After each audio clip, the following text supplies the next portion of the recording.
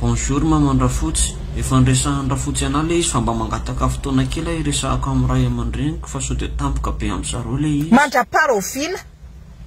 Juste hoe fotoana itadiavako asa fotsiny fa niangaviako aminao hoe aza tenenina amin'ny zareo aloha hoe be voky rafotsy fa matahotra. Tena za zany tena miteny hoe rehefa ohatra ka tsy asa ijoro mela.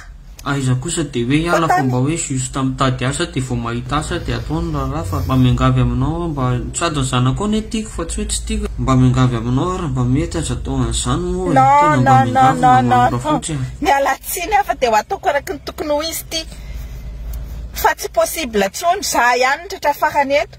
Zange tsy nieritreritra hoe itsoaka ny zanako fa mba hoe miandry fotoana kely fotsiny mba mahita asa zay vao mba manao raharaha. Tena hoe zosany androany zany dia tena hoe tena tsy afa dia suis désolé mandra-paro ovina. Sa zao ary hipetraka amin'ilay trano ambany zay mandra-pahitako asa dia rehefa avy eo ataony olona ohatry ny fako. Iza kosa dia hoe fako e. Satria zany ka zao ary hivarotra composé ambavadinareo aloha izay sy rafotsy mandra-pahana angonanay vola. Non mais ça va pas. Ça va pas ahoana raha fa mba fidiram-bola aloha mandra-pahita asa. C'est quoi cette histoire?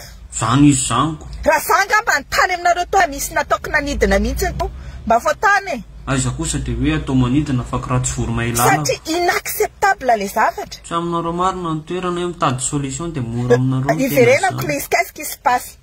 Qu'est-ce qui se passe ahoana ihany rehefa nitantaraiko anao teo hoe problème koa tsy afahako miteny amin'ny ray aman-dreny le zatsy anasa fa nahifady zao dia zao ary ny zay tsy maninona. Je suis désolé. Trop loatra le izy ary manomboka trop loatra le izy. Fa ny zavatra afaka mpanantenako aminao dia na inona zavatra mitranga tsy maintsy mahita asa. Hanao inona? Anao joma ka anao jiola? Anao jomaka ahoana ihany ary. Eh ben oui. Ary sao dia mba misy solution ny aminao fa problème raha amin'izako zao ihany. Problème anareo zany manomboka zao satria raha ianareo koa nitorian'le olona. Zay efa mametraka amin'ny veloma mandram-piona fa efa memaizina moa zany aty aminay sady misy couvre-feu amin'ny enina za zao efa mihoatra 56 minutes. Zay ara fa mba eritrereto ihany e. Dia hitantsika ny toy ihany. Toa an'izany moa fa mahavita totomboan-jato aho e.